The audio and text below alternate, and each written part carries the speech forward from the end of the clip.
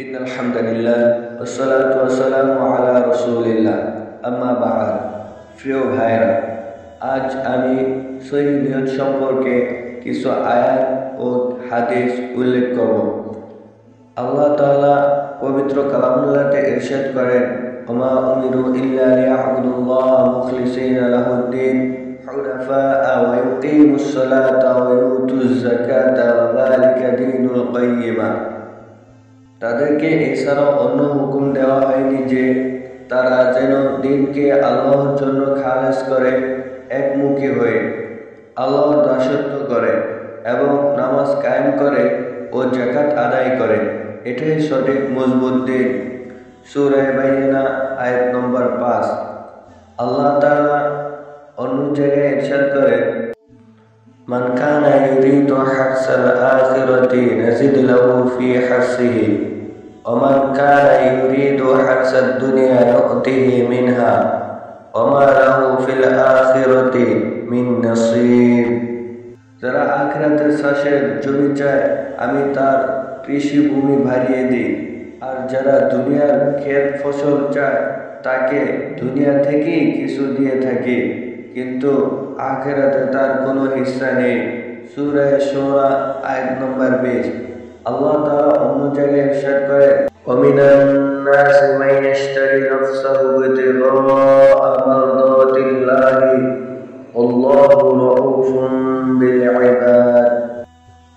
অপরদিকে মানুষের মধ্যে এমন আছে যে আল্লাহর সন্তুষ্টির জন্য নিজের জীবন দিয়ে দেয় এবং এমন বান্দাদের উপর আল্লাহ বড়ই মেহেরবান। প্রিয় ভাইয়েরা, রাসূলুল্লাহ সাল্লাল্লাহু আলাইহি ওয়াসাল্লাম হাদিস শরীফের মধ্যে বলেন, আন আবি হুরায়রা রাদিয়াল্লাহু তাআলা আনহু قال قال رسول الله صلى الله عليه وسلم إن الله لا ينظر إلى صوركم وأموالكم ولكن ينظر إلى قلوبكم وأعمالكم। হযরত আবু হুরায়রা রাদিয়াল্লাহু তাআলা আনহু থেকে বর্ণিত, তিনি বলেন, রাসূলুল্লাহ সাল্লাল্লাহু আলাইহি ওয়াসাল্লাম বলেছেন, আল্লাহ তোমাদের চেহারা ও সম্পদের দিকে লক্ষ্য করেন না, বরং তিনি তোমাদের অন্তর ও কার্য প্রণালীর দিকে লক্ষ্য রাখেন।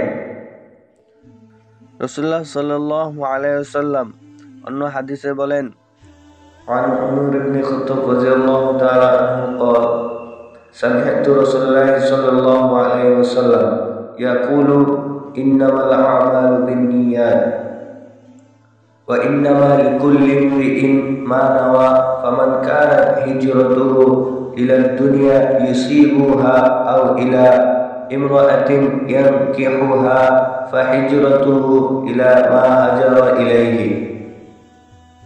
হযরত ওমর ইবনুল খাত্তাব থেকে বর্ণিত, তিনি বলেন, আমি রাসূলুল্লাহ সাল্লাল্লাহু আলাইহি সাল্লামকে বলতে শুনেছি, যাবতীয় কাজের ফলাফল নিয়তের উপর নির্ভর করে, আর প্রতিটি লোক পরকালে তাই পাবে যা সে নিয়ত করেছে। সুতরাং যে ব্যক্তি হিজরত করে দুনিয়ার দিকে তাকে অর্জন করার জন্য অথবা কোনো মহিলার দিকে তাকে বিয়ে করার জন্য, তাহলে তার হিজরত সে উদ্দেশ্যেই গণ্য হবে।